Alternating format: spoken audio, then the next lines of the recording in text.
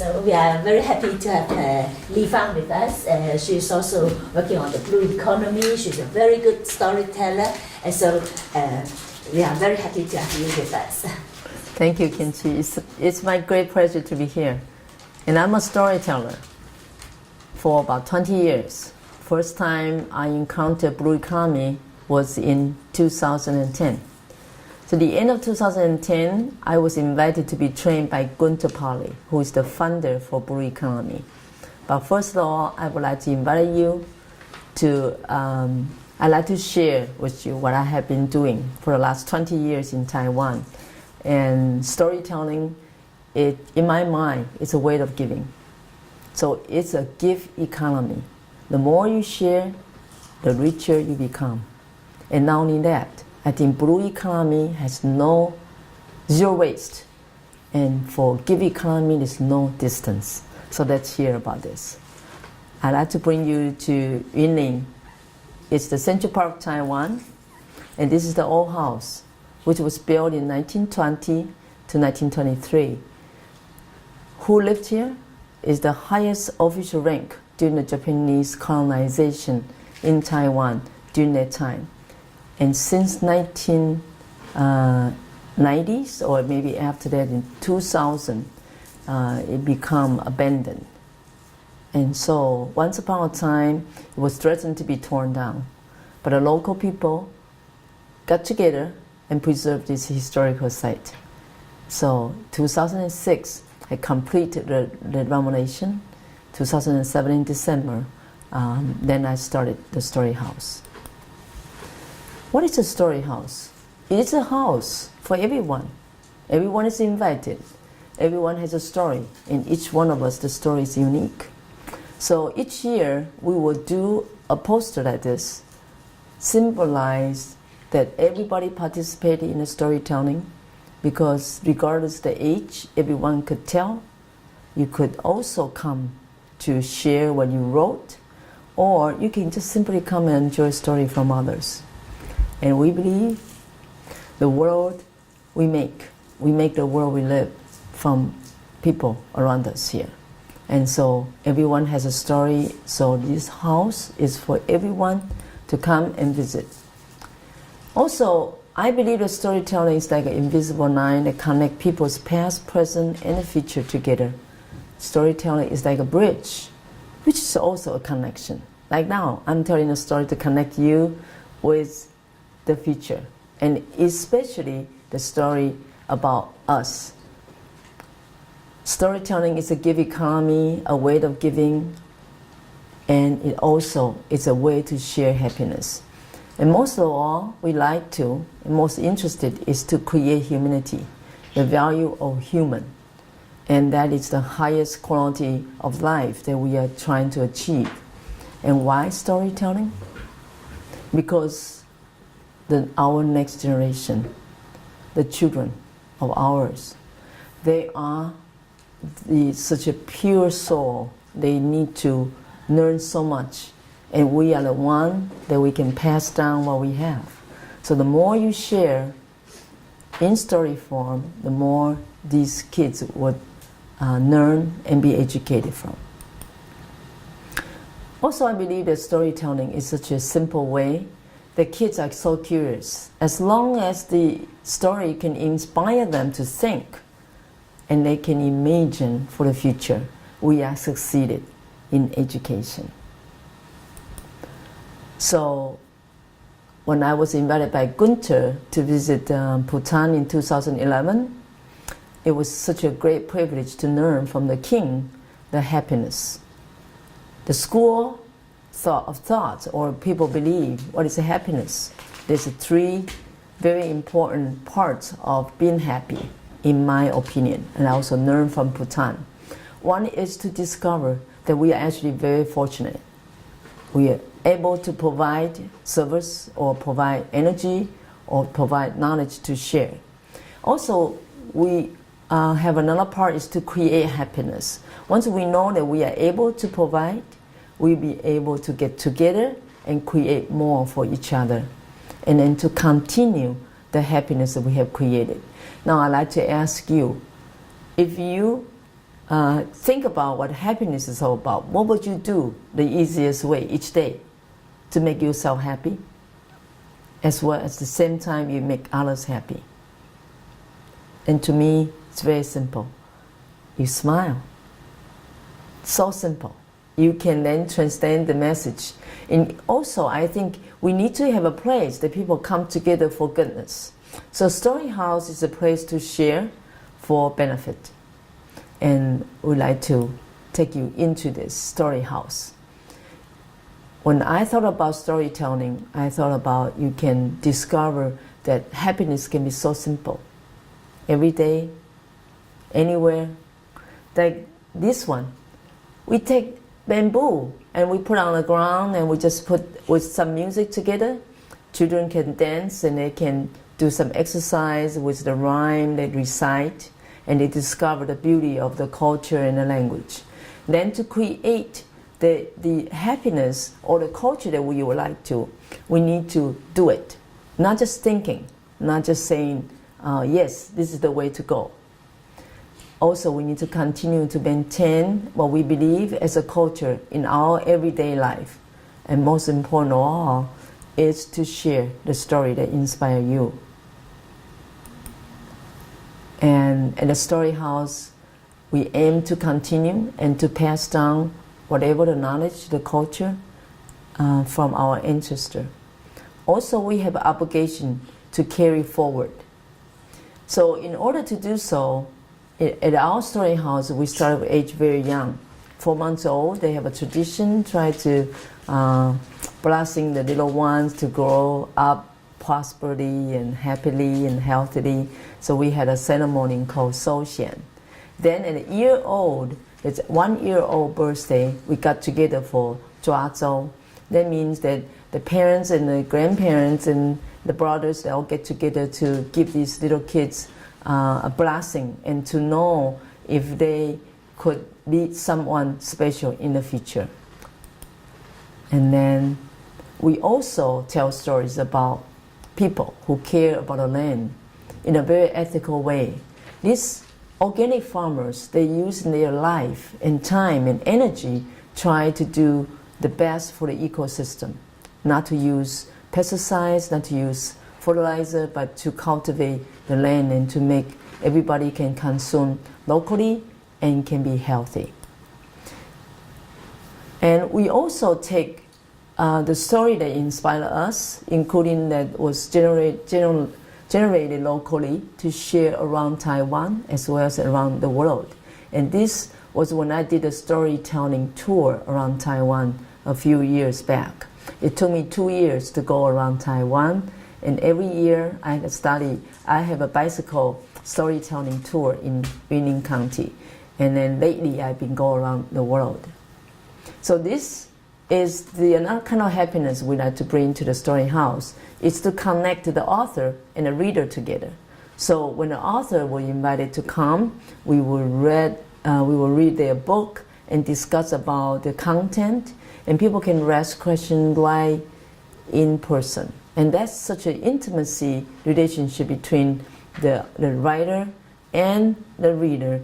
I believe that's the bridge that the storytellers serve, and that help everybody to fulfill their needs for learning and then to be inspired. Everyone has a story, so we invited everyone to come and share. So here you see the little boy. He wanted to share what he knows, and so he can read out loud a book to the younger children. And we also have policewomen or a volunteer, and even the visitors. They can take turns to participate in storytelling at our Storyhouse. And sometimes we invited children, after they listen to the story, we ask them what they have learned or what they have thought about or got connected with. So they would also get up and say, I got a story to share as well. We also encourage them to write down what they learned or they heard or been stimulated by or inspired by. Kamishibai storytelling, it's a way of life for people back then in China. It originated from China, but it was actually more elaborated as a ways of storytelling in Japan. And because Taiwan was ruled by Japanese in 1895 until 1945, so Taiwanese also have this commission by storytelling.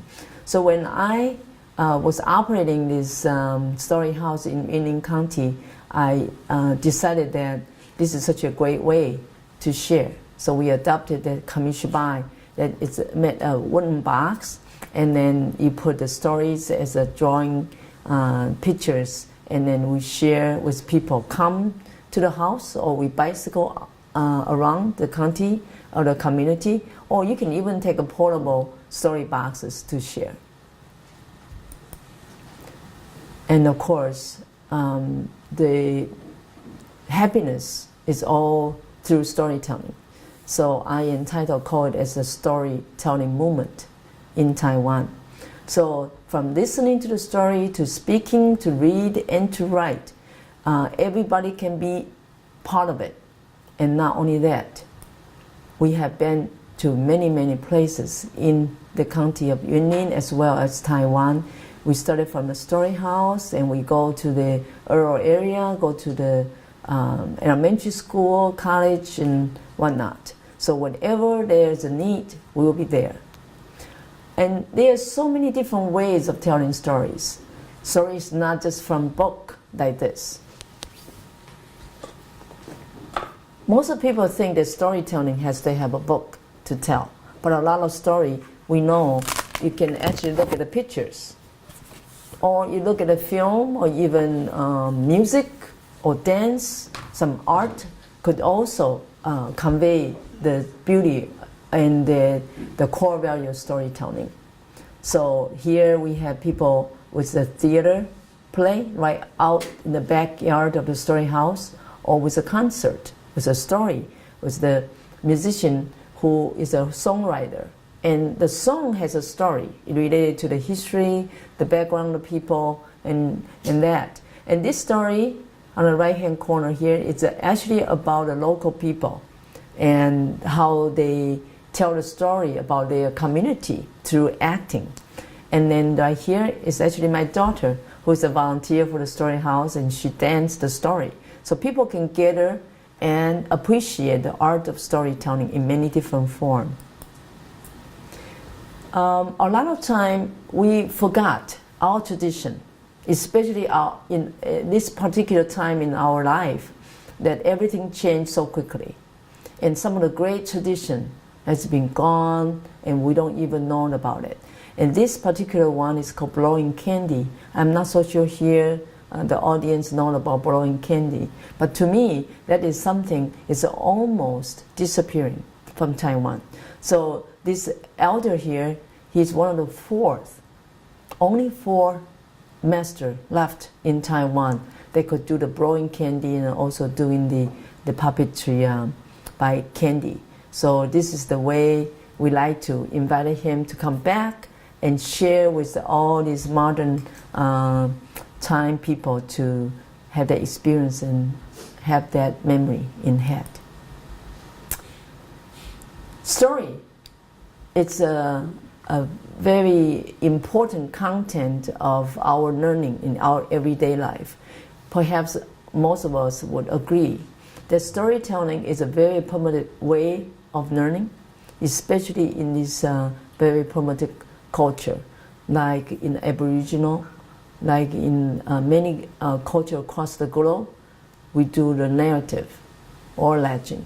And this particular one has a story about the Aboriginal tribal in Taiwan. And so I believe that storyteller is like a messenger, that you take the message from the story and you tell to the audience to come to transfer and to translate and sometimes transform the energy of being good, and that is going to be able to form a force to make the world for better. Also, we integrate the puppetry. The traditional Taiwanese puppetry is also originated from China, but now it's very, very prominent. Every year we have International Puppet Festival. So we bring the West to meet the East, so the tradition to meet with the modern. And this is also a great time for children to learn. They put their hands on, they can understand how to operate in the puppet. They also learn about how all this coordination, and including speaking and the art of performing, all in one way. And then sometimes we make our own puppets from recycled paper. And this is also a way that we think it's also zero waste. Blue economy idea, there are a lot of storytelling can through art. So we create, we take the children and all together we create something to help us to tell stories. And we have fun together to interact. Traditional memory, a lot of the religious culture and many different kind of custom all through everyday's life. Like yesterday we went around Hong Kong and we have seen so many incredible beautiful buildings and some of the painting on the wall. We need to know all this. It's not something separate. It should be in our life every day. So at the Storyhouse, we want everyone to experience, to participate, and to feel for it. And better yet, to create the common memory forever. So then we can carry on this heritage. And also traditional wedding took place at a Storyhouse, meant a very, very important act because we connected the past to the future.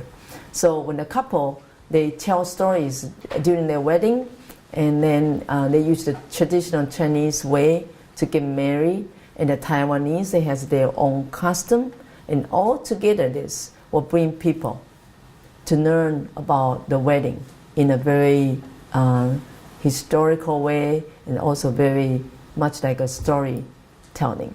People get together and it's a story for the future. Also last year we have bought the Malaysian Malay wedding to Storyhouse as a cultural exchange.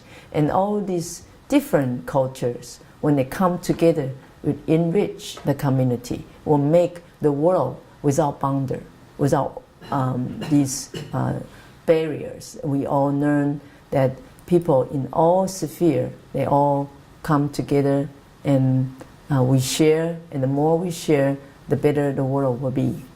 This picture was Gunter that he took the group of friends from South Africa and Japan to visit Storyhouse. And of course, when they come, we archive their story. And this is how we exchange in them so much. Then in 2013, I was invited, same as Nuria, to Spain.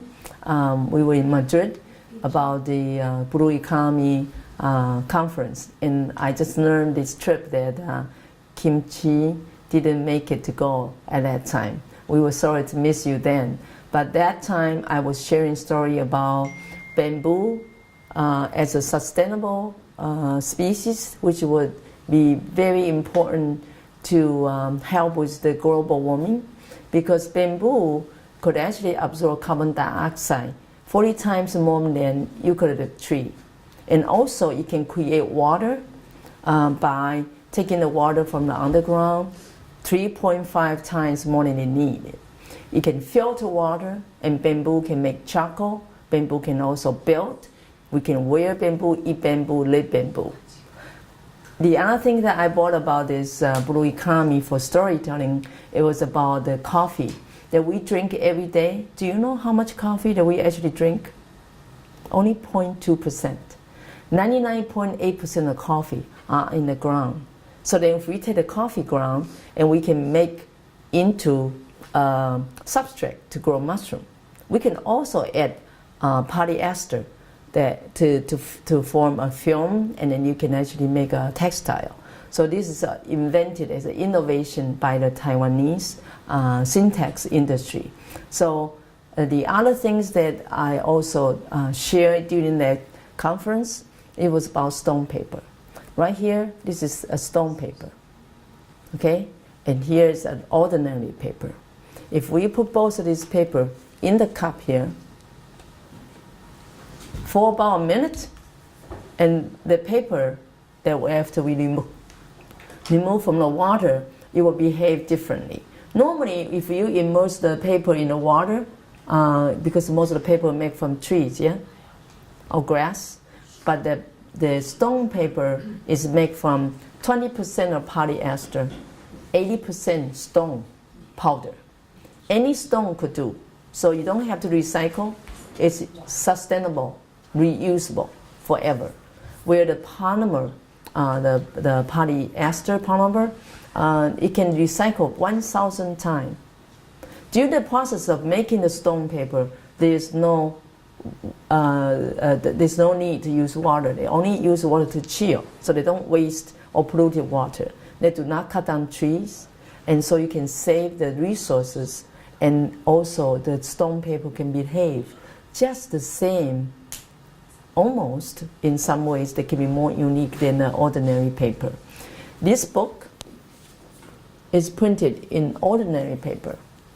If I exposure this book paper in the water, it will demolish very quickly.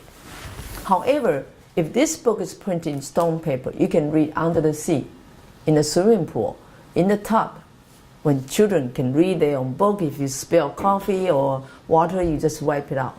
So now the stone paper has been used for many, many different ways in our daily life. So now it's about time, and I'd like to take these 2 pieces of my name card. This is stone paper, you see? If I take my hands, the print is not going to be affected by. And I can just wipe it, dry, and reuse it. Put in the washer, come out perfectly, just like this. But if you expose it to the sun, 6 months later, this will be biodegradable by the sun. Remember to recycle this to the plastic bin, not paper, because it's 20% plastic. However, this one, the ordinary one, you see, if I do this, what will happen?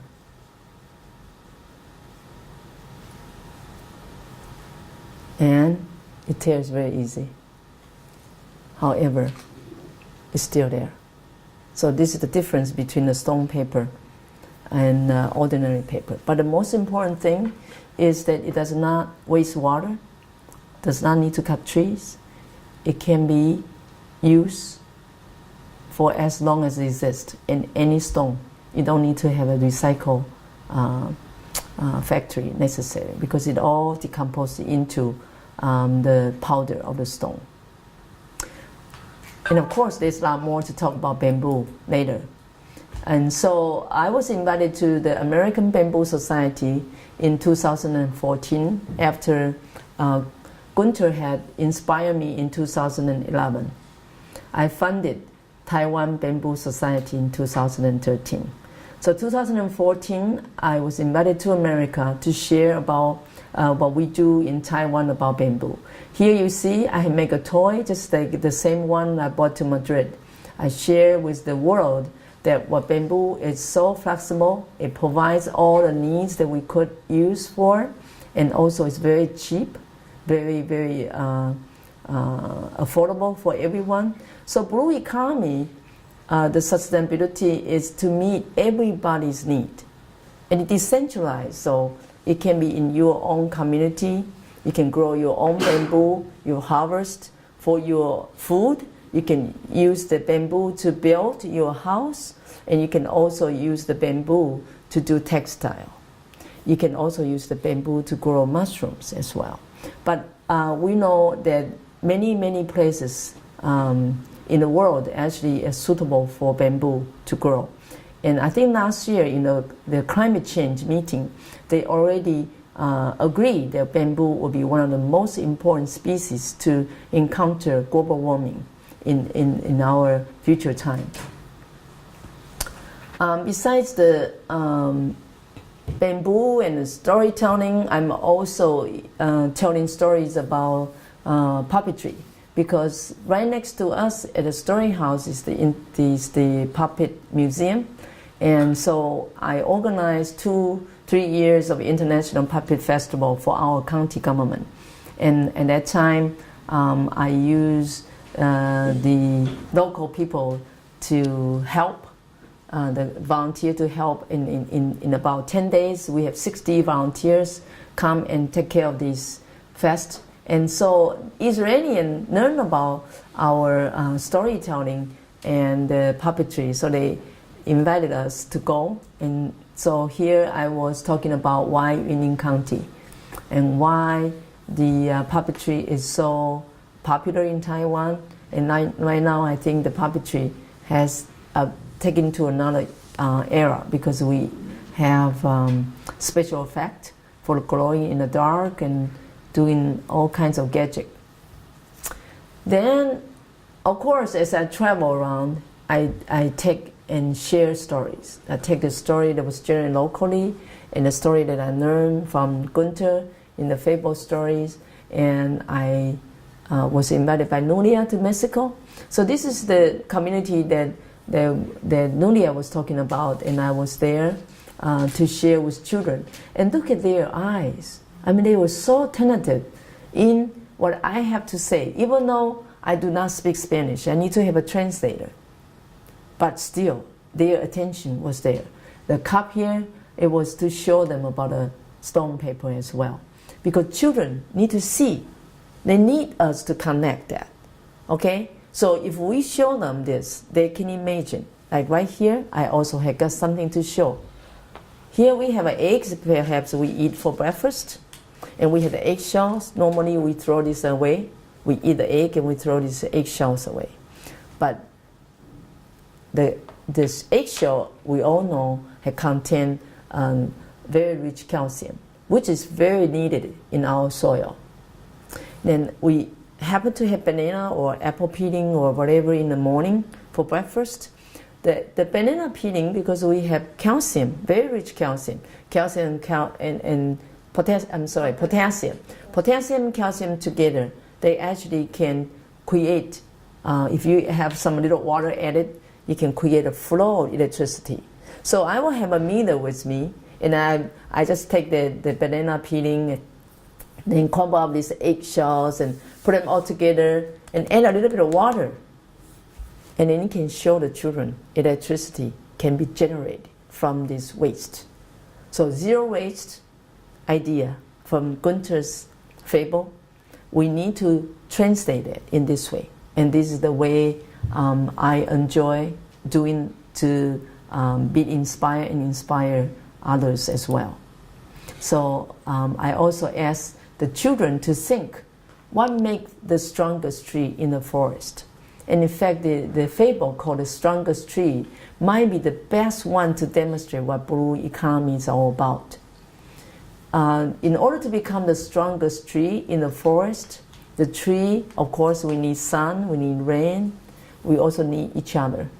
So the birds will come, the leaves will drop for the season, and as the leaf drop down, the earthworm will work on it, and then it produces the nutrients for the tree, and with the rain, the nutrients come back up to the tree and it bears fruit.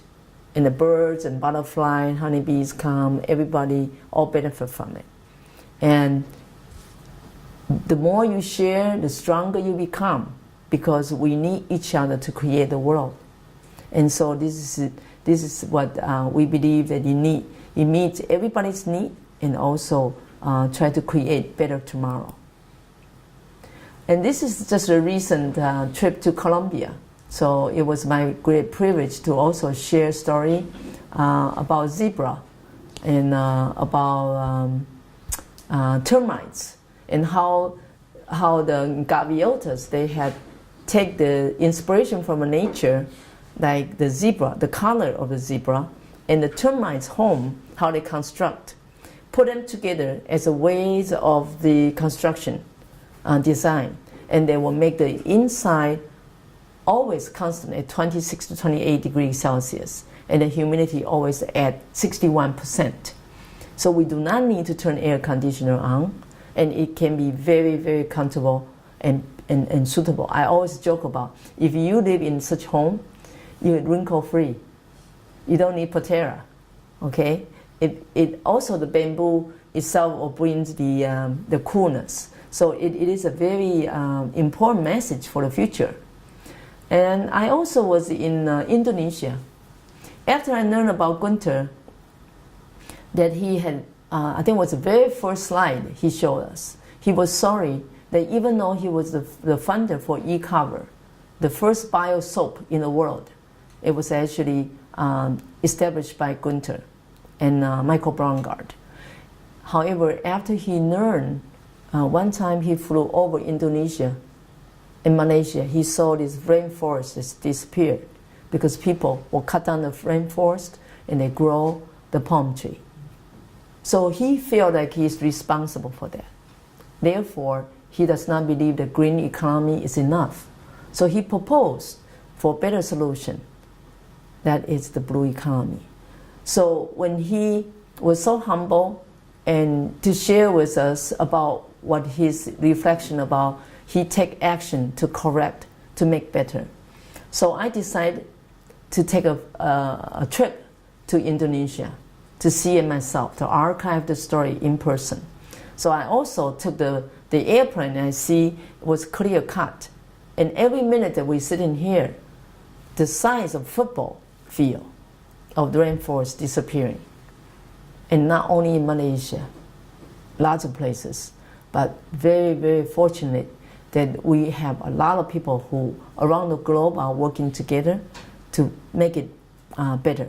Just like when we were in Colombia in Gaviotas, we witnesses that incredible individual who are able to inspire the world to plant trees. And they started with their community to plant trees by the Amazon. And now they have bring back the ecology, they generate the species and habitats, they also have clean water and all that. This is such a great inspiration. And so when I see this, I have to say, whenever I see people, I don't care whether you understand my language or not. I will do my best to try to share with you what I know about how we can make the world better. So when I was in Indonesia, I also bring stories, and doesn't matter where I go. And this is actually a trip that I was with Gunter to Bali, Indonesia, to visit the Green School. And probably you already know about the Green School in Bali. It was built with bamboo. Incredible architect, incredible beautiful, and also they have a way to preserve the bamboo so it can be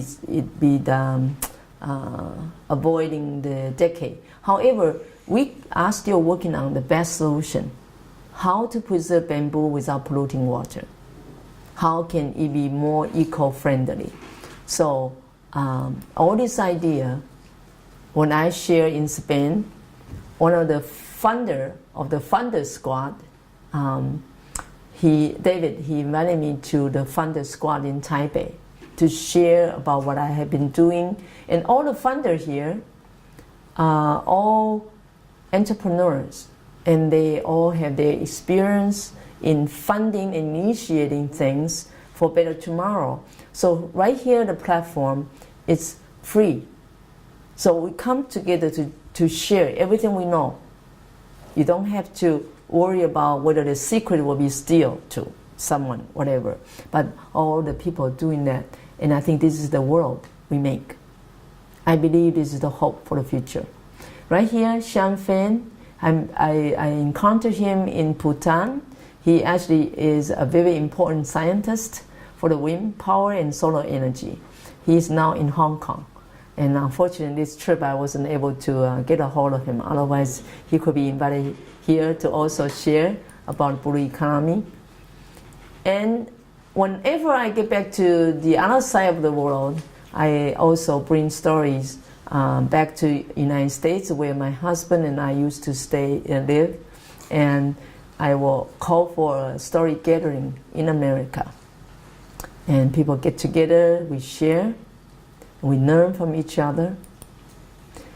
And sometimes we create stories. It's a gift from now for the future. So this is the Isadora Duncan Dance Institute in New York. She's the director. we encountered each other in Germany in 2003. She never been to Taiwan. She wanted to know what the modern dance is like. So in order to bring her and the story of Isadora Duncan to Taiwan, one of my friends who was so kind, he actually baked bread and we sell to generate funding on the internet to bring her over. And my daughter is a beautiful dancer. So she was the one got spotted by her, and then she wanted to come to Taiwan. So I feel that this is the gift from all sphere. She came as a gift. There's a gift to give so that she can come. And there's a gift that she is bringing to Taiwan and the community people to give to the next generation to cement and to connect for the future. And of course, the story without border. And this was the performance then. And we did an incredible performance sharing for benefit in central Taiwan, a Storyhouse for benefit. And all this, I just wanted to tell you that we have our own story, and each one of us, you should share your story. Share with people what you do. It's very important. You never know, the person who are audience might, because they learn about what you're doing, they got inspired, and then we have more positive force. All together we can join to make things much better. Even the oyster lady, she has a dream, and I'm sure you do. And my dream is for world peace. And I do believe that storytelling could bring that. So we like to hear from shoemaker. We like to hear from an environmentalist. And Yamamoto Suzuki, he has a Earthship Foundation. Each year, he's a medical doctor, but each year he only works for 6 months. The other 6 months, he spent time, take his camera, he travel around the world, and he published books to tell people about how serious global warming can be. So he asked the question, what is the most important thing to you? And if you answer the question honestly, I believe that we know the direction, how we can work together. But most of the people, they don't even think. They think most important thing is money, but it's not. Money is not everything, but money is good. We can generate money through a lot of things. Here's Gunter. Gunter came to the Storyhouse in 2011. And I remember break time, I offered him the oranges and apple. And guess what? I learned the oranges can do this and that, not only just for eating. So the story began even with just the conversation then. So I know zero waste is not just a talk. Blue economy is not just a theory. It is a reality now. But for many people, may not be. And in order to know more about blue economy, I will encourage you to Google www.zeri.org,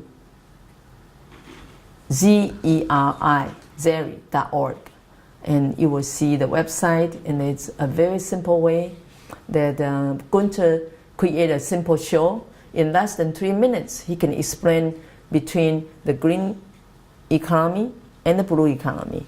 And it's too bad that the internet here wasn't able to connect, or I would show you right now. And then the other part, besides I tell a story about the environment and inspired by Gunter's fable stories, I have been working on this project for the last 20 years in Taiwan. Is that I started to do fundraising and to co-pay by the community to encourage people to come together and to write their own story, and we publish them. So here are some of the storybook that we print, and I would encourage you to write your story, and maybe someday we can also share the story together around the world. So this each book have an incredible story about the people, how people live, how people think. And I call it, there's a local conception. The idea of the local people. They document through their story. It's a way like a puzzle that brings this country or the community together. So I believe the world should have a map with story that brings hope for the future. So we have now published more than 100 books this way, and with a very little funding. And I encourage people in all ages, including little kids like this one, only I think 9 years old. And we print books, and also invited the audience who could contribute one page of the story. Just one page. You don't have to write a whole book, because this takes months to do, sometimes years. But if you just write one page of the story, and you can write a poem, you can say something about what you see, about the world, the environment, anything, all things considered in all angles. We gather them and we print them in a binding to share. And also to make a video. Just with our iPhone, with our smartphone, you can make a video, and many the people may have different concern. This one is about organic cotton. So it's a farmer story. And this is also a story about farmer. Talk about, we use the machine to farm now. With the old days, we had the ox. And I think the buffalo, to till the soil, is one of the best way, right? There's no pollution, no noise, and also a very cheap way. However, we know now most people use machine. And they also have documentation about the family and history locally. And this is the beginning of my story outreach program. The storytelling outreach program initiated 2010, after I had printed perhaps 10, 20 books in the county. I decided to take the bicycle, bring all the stories with me, and then we go to the village where the authors' community were. We tell stories in an elementary school, in a kindergarten, in front of the temple, sometimes even on the street, to share with the people what Yunlin County are like. And this has been continued even to today. So this year will be the 8th year. Then I realized that we need to have more people to share story. So in 2011, I organized and designed a conference for storyteller nationally. So there are 320 people participate. There are 8 different countries participants all together, and we use the senses of our body to tell stories. The sense of smell, the sense of touch, and the hearing, and of course the visual and all that. But it's in a very interesting ways of for people to experience storytelling. And then 2014, I decided to take the local story that was created and generated by the local people to travel, not only when I travel abroad, but I want to share around Taiwan. So I started this Read Taiwan program. And this initiative took me 2 years. And we travel around Taiwan, and most of the people never heard about the story that we published. And that is a good way we also learn from the local people. So we always do exchange. So when I go to the local people, they will have stories, either in writing or in narrative. So we archive their story, and we exchange the story that we have. And then we take their story to the next county. And this way, we finish in 2 years. And we also travel around the bicycle to schools, even sometimes to the stories on site. So if the story is about a farmer, we go to the field. And the farmer becomes a storyteller. And we learn from him. And everybody could do hands-on to help with weeding, to help with making sweet potatoes, and to prepare food. to learn about all these things, how it come together from planting and to care about tilting and how to harvest them, all in that one site. In 2009, I also invited the community people to write stories. And at that particular time, it's a little bit more than just story to print in a book, because I wanted to write a story that can make it into a rhyme so we can sing. And this took the whole year's budget for me. But it's an amazing story. I think right now most people are thinking that was such a beautiful way to tell story, is that you can chant and sing. So for generations to become, they all could sing the same song, and they understand that's our neighborhoods, our grandparents, our parents, their story. And we hope they will continue to go on. Story circles. People get together at a story house in the backyard, any given time. People can share stories. You can bring a poetry. You could bring any essay, and you can read out loud, or you can perform in any ways. And I truly believe this is a beautiful way to live and a way to connect. So for New Year, Chinese New Year at the story house will pack with people. So on site, we will display all the books that were printed for the year. And people come and gather to share. For Better Tomorrow, we always share from heart. And heart to heart, there's no distance. That's the only way you inspire anyone. And of course, we need more people. So every year, I would say every month or two, I will have a section for volunteer training. So we train the interns, the volunteers, and the newcomers to become a storyteller. Or sometimes they become a staff. They know how to handle a project. And so all together we could do story movement. And the training program, I always start with this inspiration from Gunter. I learned about this in 2011. But I adopted and I use my own way to use that idea, because I believe that story is an invisible line. So I take a ball of yarn, and then each one of us in a circle to share the idea, and anybody who share idea will take a line, and then the line keep going until the whole yarn has been run off. And then we can see visually that's the connection. We also see who got ideas, and who could be the leader, and who are the followers. Very simple. So this is the way I find the leader for the community. I find the person with the idea for design. And this is also the way to connect.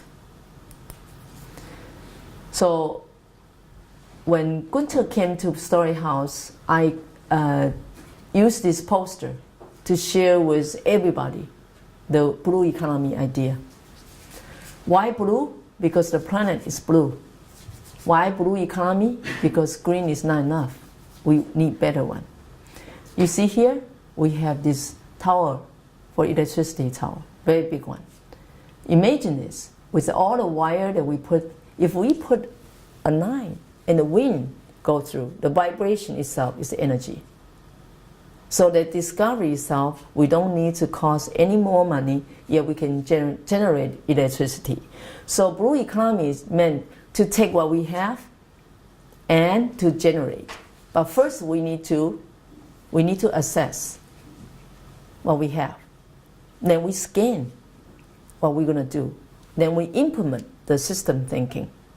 And all that together, the blue economy will make everybody sustainably live happily.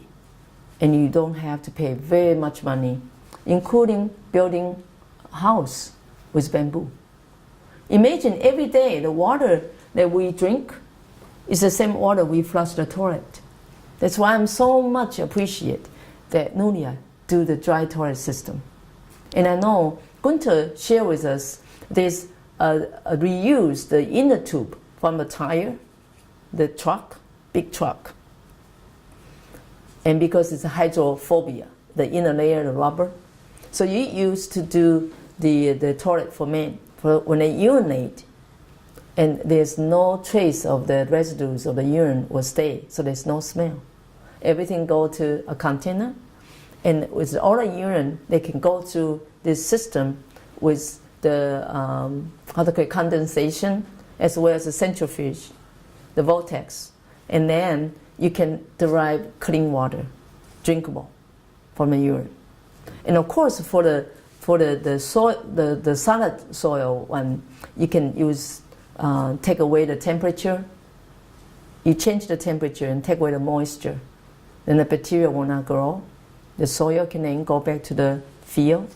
It can be very safe, can be a good forms of fertilizer, and it brings the trees and the fruit to grow as a cycle.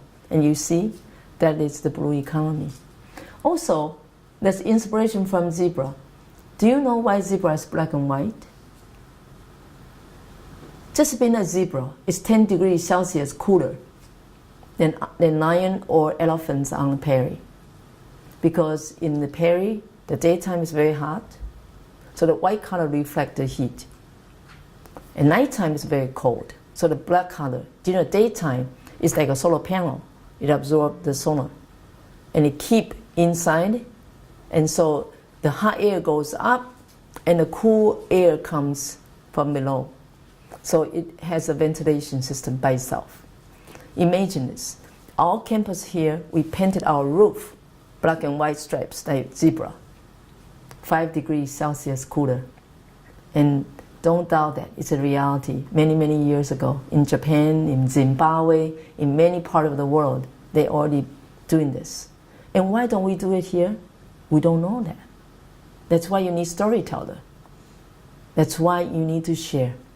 And also, for the termites, as I mentioned in Gaviotas, they combine this zebra's color in a termites construction, because there was a chimney and there was a vent in each floor. So the cold air comes from the bottom, hot air travels up, and it forms a circulation. And because the water down below, the air down below is more humid, so it brings in the humidity, and it just brings throughout the whole building. So we say termite is the best architect in nature, and we ought to learn from it. So blue economy is actually inspired by nature. So great nature is our master. And here we talk about this banana peeling and eggshells. So in my workshop, after I so-called trained by Gunter, I have many workshops to train the local people. So then they also will do the same thing. So here is the meter that we can check the electricity flow. So everything has to be concrete, so kids can connect. Everything has to be physics-based. So it's not just a saying, but it's a truth that you can go back and repeat. And that's the whole crowd the first time when Gunter was here. There's architect here, scientists, historical people, farmers, educator, and storyteller, and people in theater. And we all learn about how we can make the world better now. Every day we can do something very simple. And I am the ambassador of the World Bamboo Organization. Not only am the founder for the Taiwan Bamboo Society, I'm also a very enthusiastic about bamboo person. This is a pavilion, the bamboo pavilion in Colombia, one of the largest. In fact, I think it's the largest construction of bamboo. Pretty amazing. So when we were in Colombia with Gunter in June, he took us here, and it's still standing beautifully. The bamboo was preserved in a very eco-friendly way with the smoke, and it's a way that we this is the evidence, the way that we can see for the future.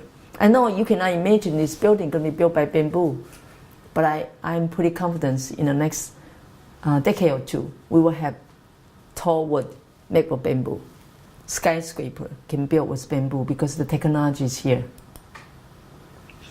And this is what I do with the bamboo storytelling. I organize event on the Earth Day each year, and I take the community people from all over Taiwan. They could come and join me. I tell stories, and they hear the stories, and then we go into the forest. Then we thinning the bamboo. So the first year, of course, we have to let it grow. But at fourth year, we have to cut. And then seventh year. So in between, you let it grow. So that will make a very healthy forest. And then I tell people, of course, about what I had just shared with you about bamboo and more. We go digging, harvest bamboo shoots. You probably don't know, but bamboo has one of the nutrients that was so rare, it only existing in bamboo, is anti-cancerous and is antioxidant. And that study was done by a Filipino doctor. I learned about that in 2015 in the World Bamboo Congress in Taiwan in South Korea. This forest is about an hour from us. In central Taiwan, it's called the bamboo country.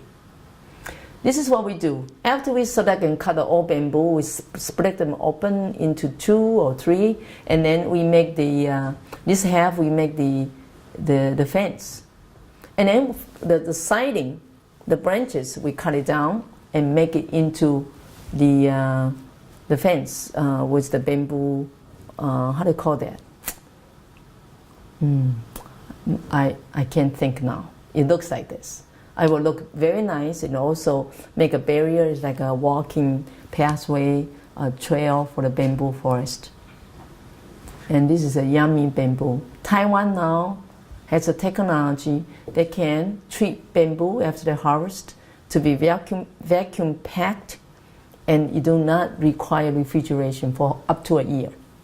So we can ship this, and you just open it up, just as good as fresh. It's amazing. And this green bamboo, they also divide different technology to make it sweeter, also more productive. I don't know how much you know about bamboo charcoal. Do you use charcoal at home? Bamboo charcoal is amazing. It's one of my passion. I think in the next couple of decades, I will hope that we could do a lot more with the charcoal. Here, if you put 2 pieces of charcoal in your rice pail, you need not worry about any worm will happen, because the charcoal will absorb the humidity. If this room has bad smell, we just put charcoal down, we'll deodorize it. If your soil was too acidic, all you need to do is, after this charcoal has been used, no longer can filter water or absorb the water, you can then crumble it up, put in the soil, it fixes the pH. So bamboo from head to toe, there's no waste, and incredible offer human prosperities and all the healthy quality that you deserve. So bamboo is a true gentleman, true friend. If you treat bamboo well, bamboo will return with his life. And here's the bamboo charcoal. We of course take bamboo for recreational. This is an instrument, so you can hit on it and you can sing around it, you can play around it. And this is the art craft. Taiwan has an incredible artisan to make the weaving. And this artist is a member of my society. He does this with his head. He didn't have to design. He was talking to you as he weaving. And he just come out. For people who are cat or dog lovers, you can put pet in here. A little bit high class, right? Yeah, it is. This is the sort. And the only kind of bamboo that could actually make this sort has to be very strong and incredible flexible. And bamboo can be probably stronger than steel. But this particular bamboo is from Taiwan. It's called guizhu. And I believe this is what Japanese imported from us every year. Container loads of them. And of course, bamboo can build. We built the tent, we built a place that you can stay for meeting or do all kinds of things. And then at night, we could have bamboo feast out there. So we are dreaming, maybe in the future, all the conferences should be held inside like this, with bed air. We should go outside with a beautiful structure of the bamboo, and then we can enjoy the nature. And every 4 years, bamboo mature. The more you cut, the more it grows. So that's very sustainable. And I don't understand why we need to rely on trees only, because trees grow very slowly. However, the beauty of the bamboo is going to continue to inspire many of us. And this is a restaurant and was weaved by bamboo, interior, 100% bamboo. Amazing work. And I took the Malaysian friend over to visit my friend's restaurant. It's beautiful. And of course, you can make a puppet, costume, art piece. And this is my dear friend. She's also a member of my society. She sent me this picture so that I can share with you, to show you.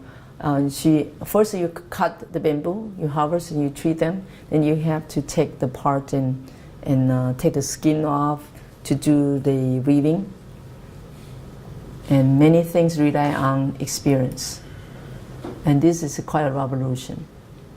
When Gunter was in Taiwan 2013, when I funded the Bamboo Society, he was our guest speaker. I showed him around the museum about how bamboo has been used for in Taiwan. And he spotted something. And this is what we saw, a video. After you weave the bamboo, you have a silkworm go over to weave it. Because the bamboo is very, very healthy, antioxidant and also pesticide free. And then you have the silk. Silk is also very natural fiber for us. And then you can, when you finish, then you can use for lamp. Beautiful. Would you like one? Yes, me too. And this is a structure was built by Wang Wenzhi, a friend of ours, and he built this structure in Australia. I was invited in April this year to Brisbane, and they have a planting festival. So this structure was for kids and everybody to visit and climb on a tree. And here's me. I tell story right under the structure. And this etching was done by my artist friend who traveled with me on bicycle for the last 10 years, more or less. So this is quite a story to tell. Sometimes we take a story and then we make it into like a theater. And this is just like, we don't do rehearsal. We come as improvisation. Everybody read a story first, and you go home and you think about what your costume will be like, and we got together in a certain hour, we call for it. Said, this is what we're gonna do. And this happened. It's such an incredible ways of sharing. I think it really generated energy and also inspire people to get together. And I think it's a very good way to educate people or to share. Why storytelling? To share, to learn, and to educate. We work with a lot of social networking. We co-create and co-share. So here we have hospital doctors and nurses come and tell us stories about how to maintain your good health, how to eat when you are diabetic, how can you prevent sunburns without using the how do you call it, sun blocker. Also, we have industrial participation. Like this gentleman here, he grows flowers, the orchid, and he will donate flowers to us for sale, and then we can take the money and then for benefit storytelling. At the same time, he also come and share the story about how he become an entrepreneur to do the flower. And educational, of course, we work with the university. with high school and all levels of education in Taiwan. Right now we have visitors from many different countries as well. So here we work together with arts and culture, with farm, college, and public servants, and we do the community. So this is the Storyhouse, the puppet museum, and then we walk down here, you have sugarcane refinery, we have a park here, we have a river. So this is just a little short stretch of the community, but each year we do event together. We bring the community's construction together through storytelling.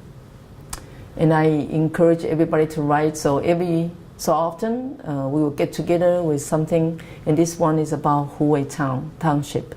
And then this is such an incredible project. We interview and we archive all these ordinary people's story, including extraordinary people, and we bind them together as a printing volume, and we distribute, and we can share. So you become one of the face book in our story house, then your story will be shared. But you need to come in person. We don't videotape. We are TEDx on site. Okay, so you are invited to come. And then I also invited the community to get together and think for the future. So I call this meeting a Vision 2020. When I first did this, it was in 2007. People in my community do not understand what do I mean by Vision 2020. 2020 means pretty soon will be 2020, right? But 2020 means your perfect vision. You had a vision for the future. So I invited the government, I invited the community leader, I invited students and the city residents together to discuss about what our town or our city will be like 10 years from now, 20 years from now. We are responsible and we need to get together and talk. So now I no longer need to call for the meeting. The meeting will call by themselves. So the community people will do on their own. And stories share our own common memory. There's so much to tell, so I'm going to go very quickly here. So you see, this lady got inspired by the story I told, so she donated 1,000 US dollars. So each time when I landed in the United States, she gathered people together and she would donate $1,000 for my storytelling. So I get to meet the college kid, the community people, the elderly, and the kindergartners. And also, we got this young lady who got so inspired by the way we operating the Storyhouse.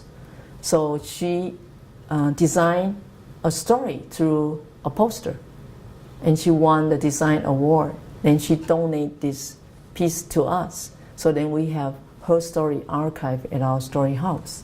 Right here, this room is just like this, but then it all turned green because they're one local artist.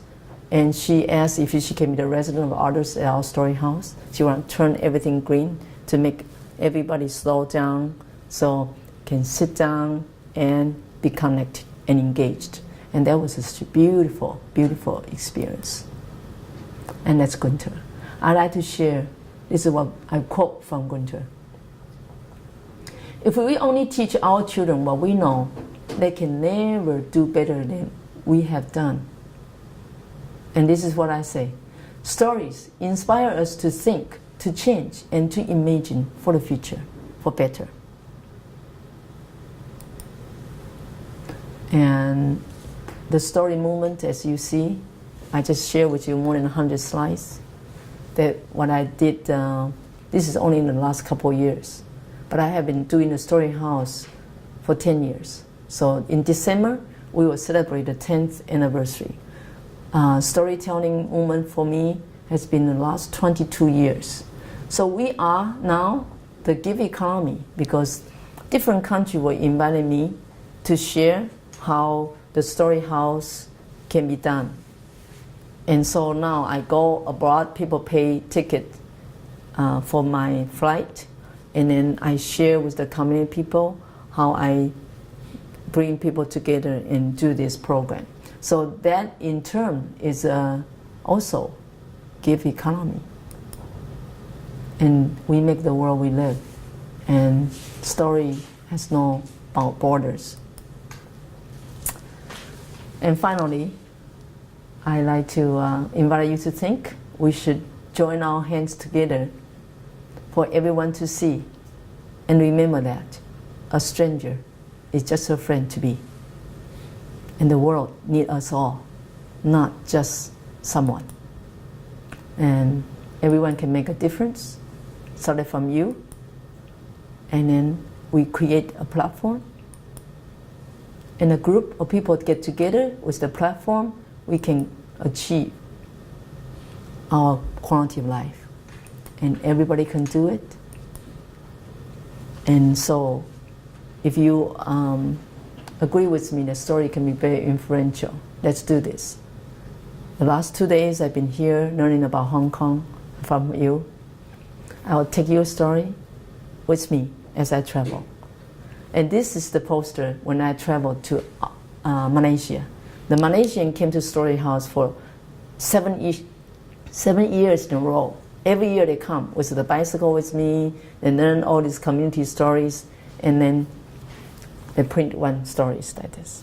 When I went to their country, I also have workshop and I show them everything I do, and I publish a book after I got back about Malaysia. I'm hoping every country that I've been to, I was able to archive and document, and that's the way that I contribute to better world. Not long ago, I was in Tasmania bicycling. It took me 6 weeks, so I started with here and go all the way up. And then we take a boat, get across to Melbourne. So here, I'll show you. This is, wait, does it come? No, oh, that one didn't show up. Okay, let's see what happened. Okay, you see, right here, Tasmania, Melbourne, Canberra, Sydney, Gold Coast, Brisbane, and I pretty much did all this coast and come back. So next year, I'm printing the story about Australia trip.